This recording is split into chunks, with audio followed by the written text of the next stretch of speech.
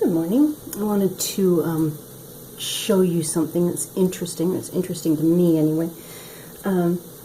Last summer, well, I guess not last summer, it was, I don't know, a couple weeks ago, a month ago, something. Anyway, I was having a discussion on Permies, that's permies.com, about bean seeds.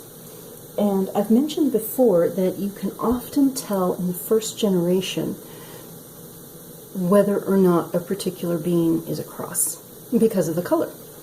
Now, with squash, you normally can't tell. If you have two types of pepo, they look essentially identical. You cannot easily tell the difference between a pumpkin and a zucchini by the seeds. This is, I believe, a maxima. The plant is a vining yellow crookneck squash, and the seeds look like the seeds of a maxima. They're very thick with that distinct border around the outside. So you can easily tell that this one is a maxima just because of the way it's structured. Okay, so I have two seeds. Keep doing that.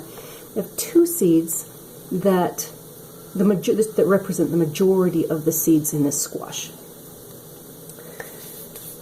Now, I've never thought about being able to identify a squash seed, a first-generation squash cross, by the seeds, because as far as I knew, there was no such thing. But in this squash, I found a number of variations that I'm going to test. The first is a set of seeds that are very dark. I don't know if you can see the difference,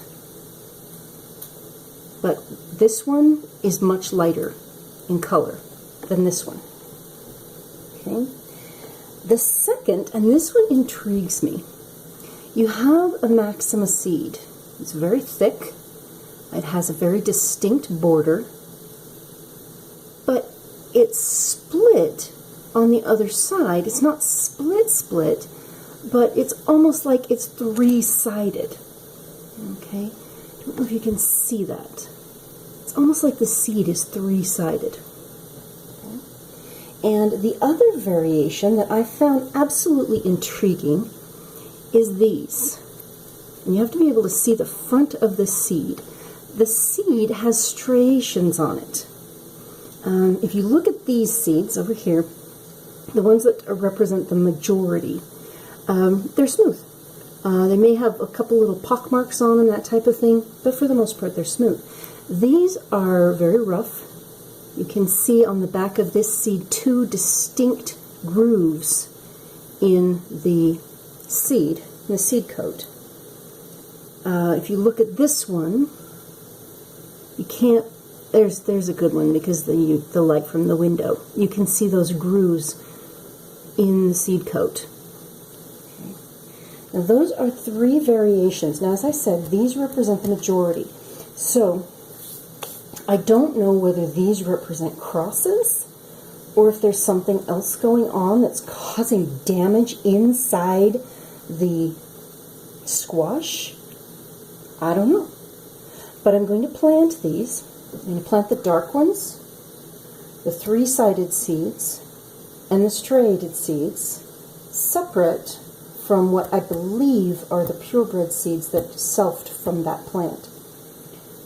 Dark, three-sided, striated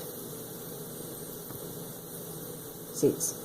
Now I'm hoping that this is an example of squash, the variations in the crossbreeding showing up in the seeds. And if it is, I've got three crosses here. If it isn't, nothing's lost. I'll still have the same squash. But I am looking forward to trying that out. I'll talk with you later.